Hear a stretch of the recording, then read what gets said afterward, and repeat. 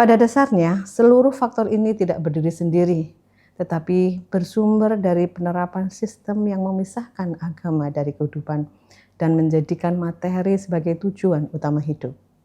Inilah sistem batil yang bernama sekuler kapitalisme.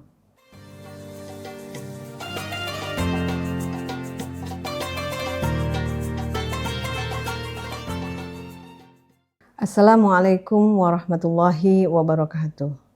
Bismillahirrahmanirrahim. Alhamdulillahirabbil alamin.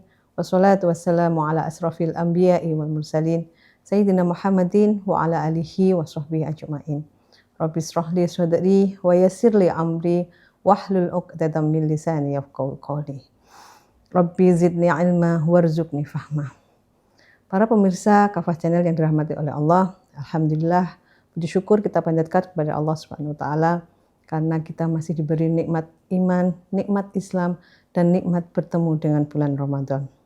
Shalawat serta salam tidak lupa kita haturkan kepada junjungan Nabi besar Muhammad SAW yang telah menunjukkan kita Islam, jalan keselamatan mulai di dunia sampai di akhirat. Pemirsa Kafah Channel yang dirahmati oleh Allah, pada kesempatan kali ini kita akan membahas sebuah tema, yaitu kekerasan perempuan dan anak. Baru-baru ini kita dihadirkan lagi sebuah kasus kekerasan terhadap anak. Seorang anggota BRIMOB dilaporkan melakukan kekerasan kepada seorang anak yang menjadikan anak tersebut meninggal dunia. Sepanjang 2025, jumlah kasus kekerasan di Indonesia pada umumnya dan di Jawa Timur pada khususnya masih tinggi. Komnas Perempuan mencatat sebanyak 4.472 perempuan dan anak mengalami kekerasan sejak Januari hingga Desember 2025. Jawa Timur menempati posisi kedua tertinggi nasional dengan kasus kekerasan terhadap perempuan dan anak dengan 2.113 kasus. Kekerasan juga terjadi di tempat satuan pendidikan. Dalam laporan catatan akhir tahun atau catatan Federasi Serikat Guru Indonesia, FSGI menemukan 60 kasus sepanjang Januari hingga Desember 2025. Angka ini melonjak drastis dibanding 36 kasus pada tahun 2024 dan 15 kasus pada tahun 2023. Dari 60 kasus tersebut,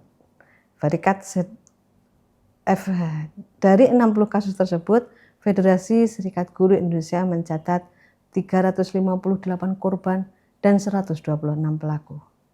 Selain kekerasan, jumlah kasus pembunuhan di Indonesia juga masih tinggi. Pusiknas Polri melaporkan ada 908 kasus pembunuhan yang dilaporkan sejak awal tahun hingga 6 November 2025. Sengaja menjadi motif utama dengan total kasus 330 kasus. Kasus pembunuhan ini bentuknya juga semakin ekstrim, mulai dari femisida, yaitu pembunuhan berdasarkan gender, perisida, pembunuhan anak kepada orang tuanya, dan mutilasi menjadi fenomena yang kerap ditemui dalam kasus pembunuhan dan selalu dikaitkan dengan masalah kesehatan mental seseorang. Maraknya kasus kekerasan, penganiayaan, hingga pembunuhan menandakan kegagalan sistemik negara dalam menjamin keamanan jiwa rakyatnya. Penindakan kasus yang cenderung bersifat reaktif dan hanya bertindak setelah kasus ini terjadi tanpa ada upaya serius menyelesaikan masalah hingga ke akarnya. Berbagai kasus kekerasan dan pembunuhan yang muncul di ruang publik seringkali dilatar belakangi oleh faktor ekonomi, emosi, dendam, dan peran media sosial. Faktor ekonomi seperti kemiskinan, pengangguran, dan ketimpangan sosial yang semakin tajam menjadi tekanan bagi individu yang akhirnya mendorong individu tersebut dalam kondisi stres berkepanjangan. Stres ini mudah menyulut emosi dan menghilangkan kendali rasional seseorang. Selain itu, faktor emosi dan dendam pribadi ikut memperparah situasi hingga akhirnya seseorang mudah melakukan kekerasan hingga pembunuhan.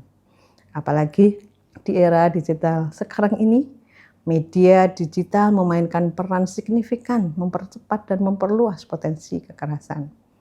Media digital menjadi ruang subur bagi provokasi, ujaran kebencian, normalisasi dan glorifikasi kekerasan.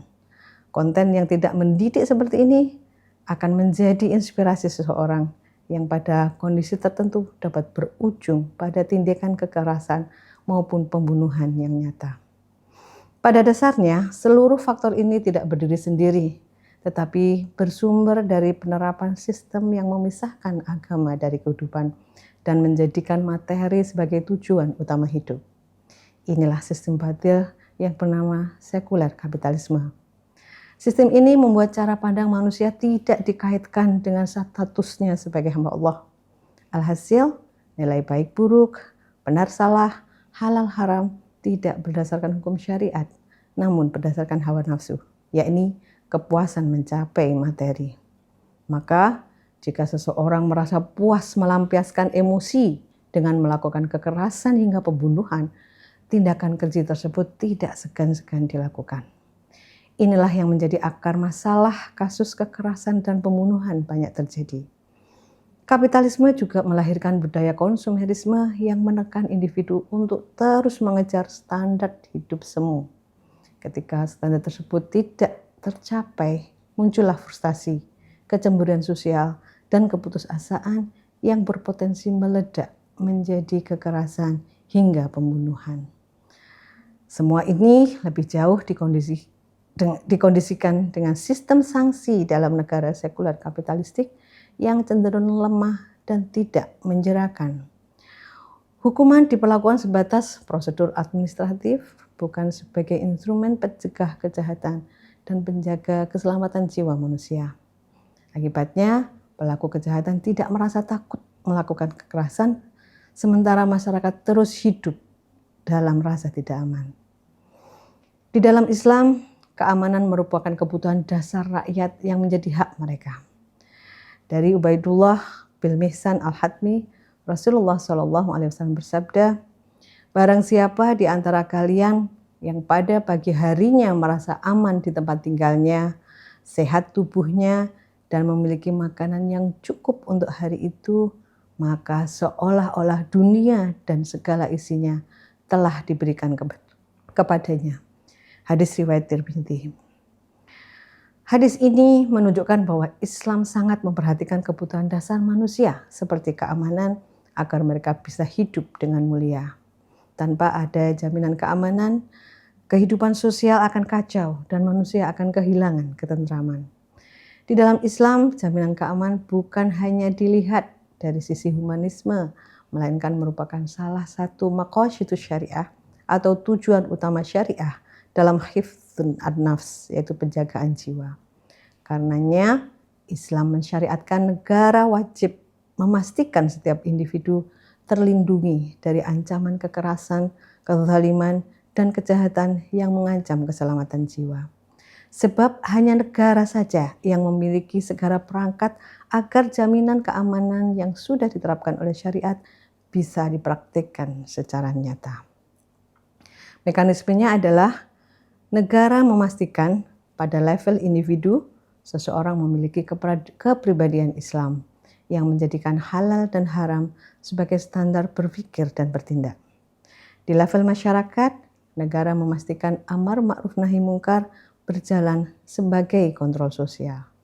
Sementara itu, pada level negara, negara akan mendisiplinkan pelaku kejahatan dan menerapkan sistem uqubat atau sistem sanksi yang pasti akan berefek mencegah atau jawazir dan penebus dosa atau jawabir. Semisal kasus kekerasan hingga pembunuhan, negara akan menerapkan kisos bagi pelakunya. Kisos atau hukuman setara ini akan meminimalisir kejahatan serupa dan keamanan jiwa rakyat benar-benar terjaga. Selain itu, negara juga berkewajiban mengatur ruang digital sesuai syariat Islam, yakni dengan tidak membiarkan media digital sebagai arena yang bebas nilai dan syarat dengan kekerasan, pornografi, provokasi, dan konten yang merusak. Media digital diarahkan untuk melayani kepentingan Islam dan kaum muslimin. Inilah solusi komprehensif yang ditawarkan oleh Islam.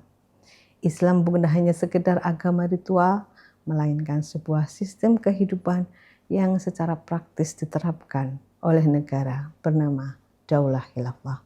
Wallahu a'lam bishawab. Wassalamualaikum warahmatullahi wabarakatuh.